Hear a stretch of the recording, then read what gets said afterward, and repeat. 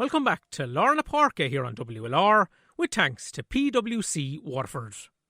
Well, the WIT Arena will play host to a Festival of Camogie this weekend as the UPMC Ashbourne Cup comes to town.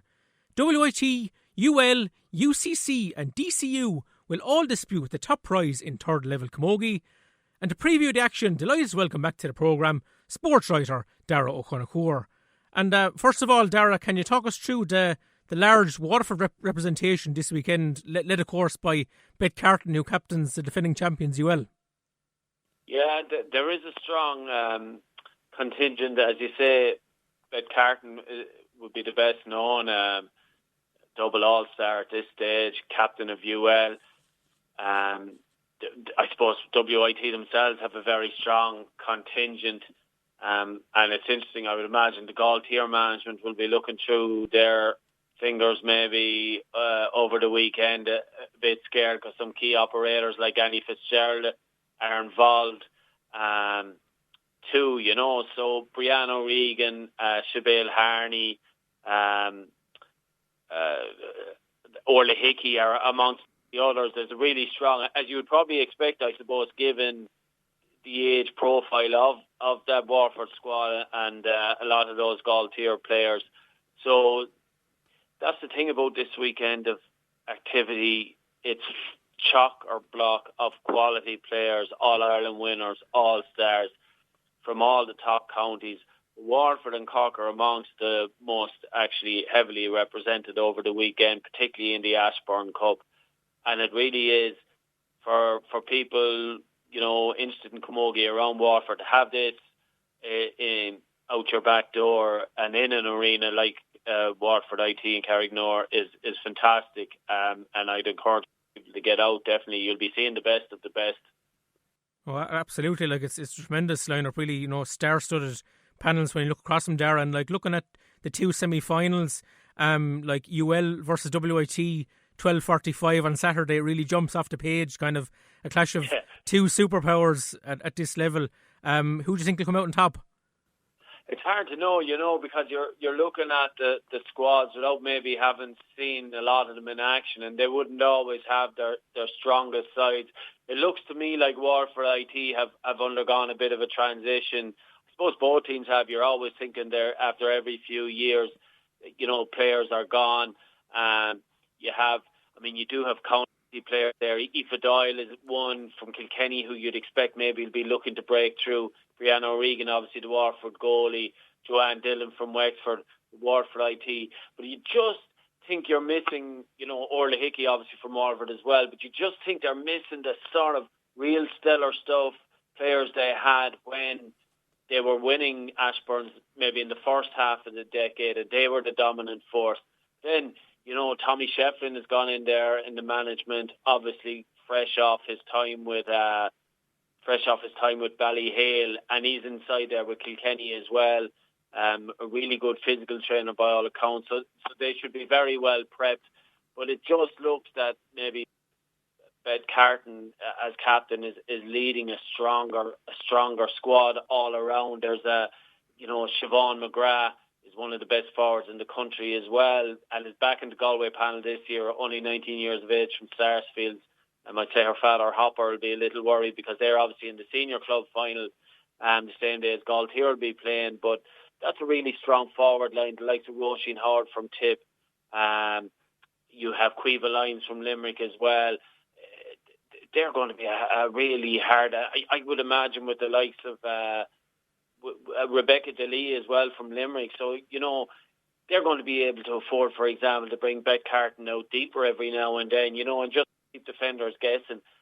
And they just look a little bit stronger in depth to me, and certainly up front scoring-wise anyway, you know. And then defensively, they have the likes of Karen Kennedy from Tip. So they look the favourites to me to continue their run. They're looking to go 5 in a row, Tomas, which is obviously something Waterford IT did this decade.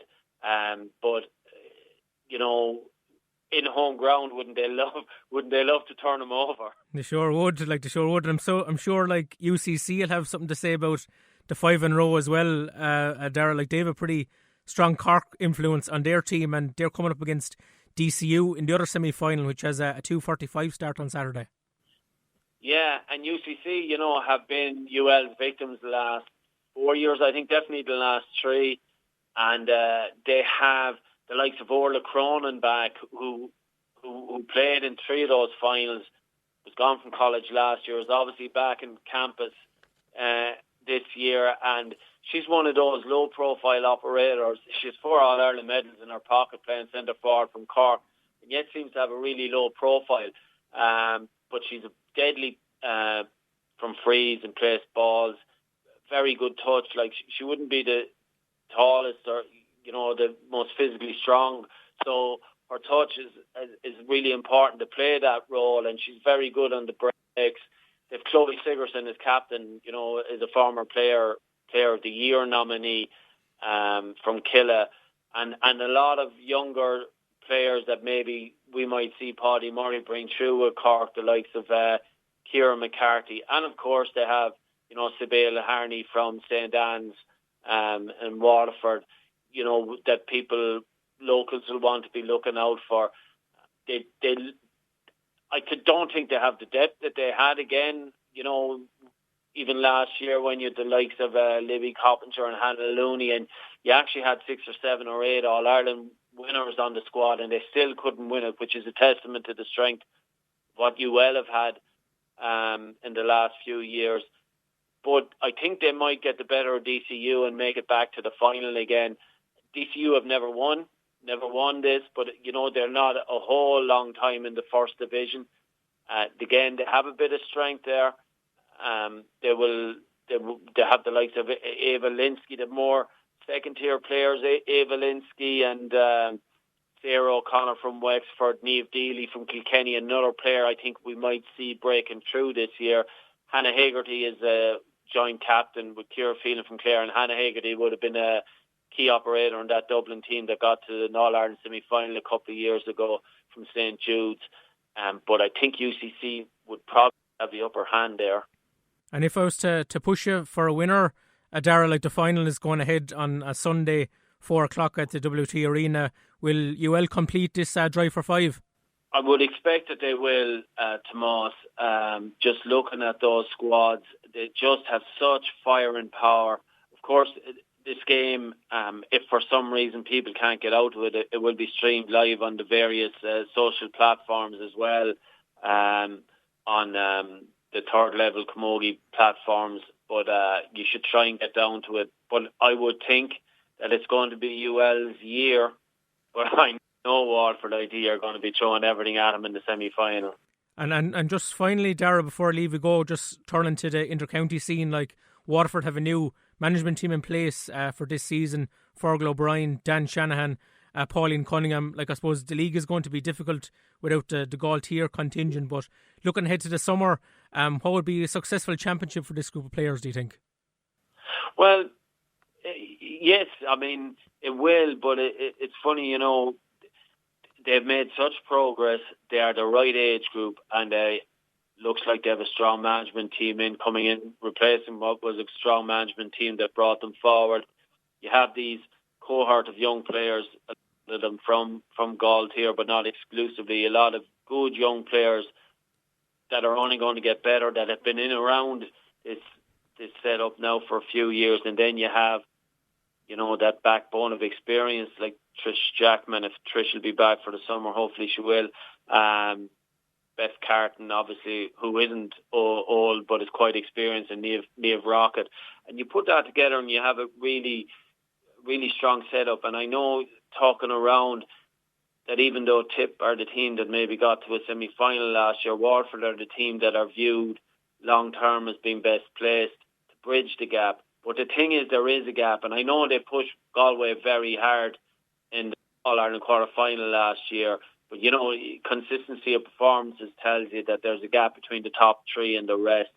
But Waterford are best placed, and clearly they would be targeting a semi-final. Sometimes that's down to the look of the draw, depending who you get. But that has to be the target. The league is a pity, but it can't be helped. I know they were back training quite early and were raring to go, but, you're missing that many players. But what an opportunity to bring girls in and definitely their focus is going to be the first round of the championship. And they will have a big gap between the end of the league and the championship, which will allow them time to do a lot fitness-wise, a lot with the Galtier girls back in. And, with the quality of coaching of Dan, and obviously Fenton, as a training, as a fitness expert as well.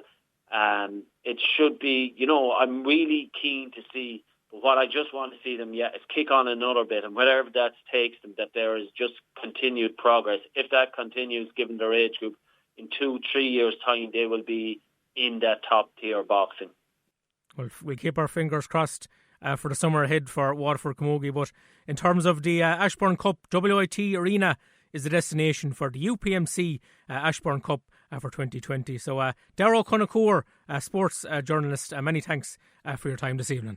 Falter out, Tomas.